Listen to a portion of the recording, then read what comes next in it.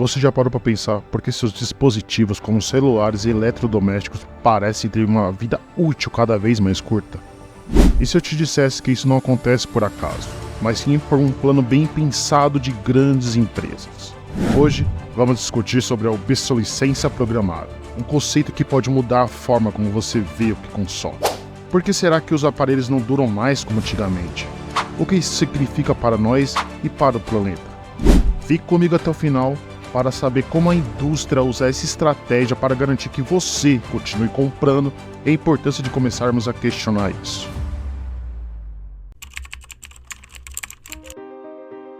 A história da obsolescência programada começa lá atrás, nos tempos da Revolução Industrial, quando o mundo estava mudando de um jeito que ninguém imaginava. Era o século XIX e as fábricas estavam surgindo a uma velocidade impressionante.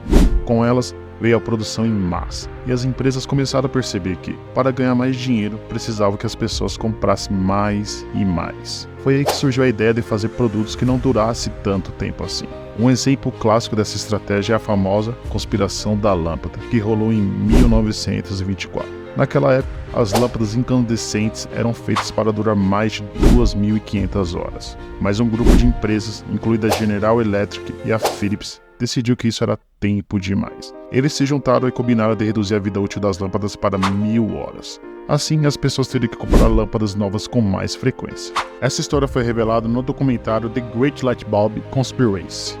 A obsolescência programada não parou por aí. Nos anos 1950, o design industrial Brooks Stevens popularizou a ideia de que os produtos deveriam ser feitos para se tornar obsoletos rapidamente. Ele acreditava que isso incentivaria as pessoas a comprar mais, impulsionando a economia. Essa mentalidade se espalhou rapidamente e logo estava presente em tudo, desde carros até eletrodomésticos. Mas não pense que essa prática passou despercebida. Em 1960, o economista Vance Packard lançou o livro The Waste Makers, onde ele criticava duramente a obsolescência programada. Ele argumentava que essa estratégia era um desperdício de recursos e prejudicava os consumidores, que eram forçados a gastar mais dinheiro em produtos que não duravam. A ironia disso tudo é que, enquanto as empresas estavam focadas em maximizar seus lucros, a sociedade estava começando a perceber que esse modelo de consumo desenfreado tinha um preço alto. A obsolescência programada se tornou um símbolo de um sistema econômico que prioriza o lucro acima de tudo, muitas vezes às custas do bem-estar das pessoas e do meio ambiente. E assim chegamos aos dias de hoje, onde a obsolescência programada ainda está presente, mas começa a ser questionada. As pessoas estão mais conscientes e exigem produtos que durem mais. Essa mudança de mentalidade nos leva ao próximo ponto: como a obsolescência programada afeta o nosso dia a dia e o que podemos fazer para mudar essa realidade. A obsolescência programada é como aquele truque de mágica que a gente já conhece, mas que ainda assim nos pega de surpresa. No mundo moderno, ela está em todo lugar, desde os celulares que usamos até as roupas que vestimos.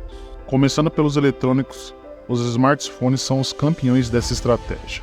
Lembra quando o primeiro iPhone foi lançado em 2007? Ele era revolucionário, mas com o passar dos anos, os modelos mais antigos foram ficando para trás. As atualizações de software, que deveriam melhorar a experiência do usuário, muitas vezes acabaram tornando os aparelhos mais lentos e menos eficientes. Isso não é coincidência. Em 2017, a Apple admitiu que reduziu a velocidade dos iPhones mais antigos, alegando que era para preservar a bateria. Essa prática gerou uma onda de críticas e até processos judiciais, como relatado pelo The Guardian.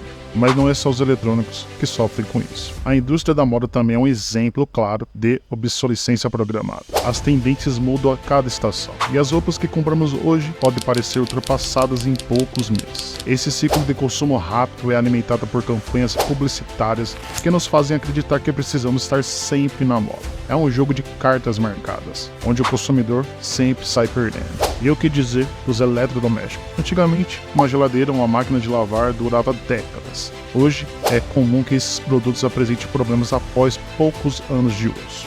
Em 2012, a União Europeia começou a investigar a durabilidade dos eletrodomésticos e descobriu que muitas fábricas estavam deliberadamente reduzindo a vida útil dos seus produtos. Essa prática não só prejudica o consumidor, mas também gera uma quantidade enorme de lixo eletrônico, um problema ambiental devastador. A obsolescência programada é, em essência, uma metáfora para o sistema econômico em que vivemos, onde o lucro é colocado acima de tudo. É como se estivéssemos presos em uma roda gigante, sempre correndo atrás do próximo lançamento, da próxima tendência. E enquanto isso, as empresas continuam a lucrar, enquanto nós consumidores ficamos com a sensação de que nunca temos o suficiente. Mas será que existe uma saída para esse ciclo vicioso? Imagine que você acabou de comprar aquele smartphone dos sonhos. É o modelo mais recente, com todas as novidades tecnológicas que você possa imaginar. Agora, imagine 2 anos depois, seu telefone está começando a mostrar sinais de cansaço. A bateria não dura o dia todo, as atualizações estão lentas e as novas funcionalidades simplesmente não estão disponíveis para o seu modelo. Isso não é apenas irritante, é uma estratégia bem pensada. Para muitos de nós, isso gera uma sensação de frustração e impotência. Sentimos que caímos em uma armadilha, e de certa forma é exatamente isso que acontece. Empresas projetam produtos que vão se tornar menos eficientes com o tempo justamente para nos empurrar para a próxima conta. Esse ciclo é um reflexo direto de um sistema econômico que dá prioridade ao lucro, como descreveu Naomi Klein em seu livro Sem Lucro, de 1999, ao discutir a agressividade das práticas de marketing e produção. Mas nem tudo está perdido. Cada vez mais, consumidores estão se organizando. Grupos de defesa do consumidor, como o Right to Repair, que ganhou força nos Estados Unidos e na Europa nos últimos anos, estão pressionando por leis que obrigam as empresas a disponibilizar peças de reposição e manuais de reparo. Em 2021, por exemplo, a Comissão Europeia propôs um plano para tornar mais simples consertar eletrônicos, prolongando o ciclo de vida dos produtos e assim ajudando a reduzir o impacto ambiental. Essa mudança no comportamento do consumidor é um indicativo de que, quando nos unimos, temos o poder de influenciar o mercado e exigir práticas mais justas. No entanto, ainda temos um longo caminho pela frente. Somos inspirados e talvez até motivados pelos mesmos avanços tecnológicos que nos atraem para o perigo silencioso da obsolescência programada. É um ciclo perpétuo, mas não inquebrável. Essa relação dinâmica entre consumidores e empresas não para por aqui. Enquanto alguns buscam quebrar o ciclo, outros já estão olhando para o futuro, pensando em como as próximas gerações enxergarão essa prática, o que vem por aí e como podemos juntos moldar um futuro que beneficie a todos e não apenas a poucos privilegiados.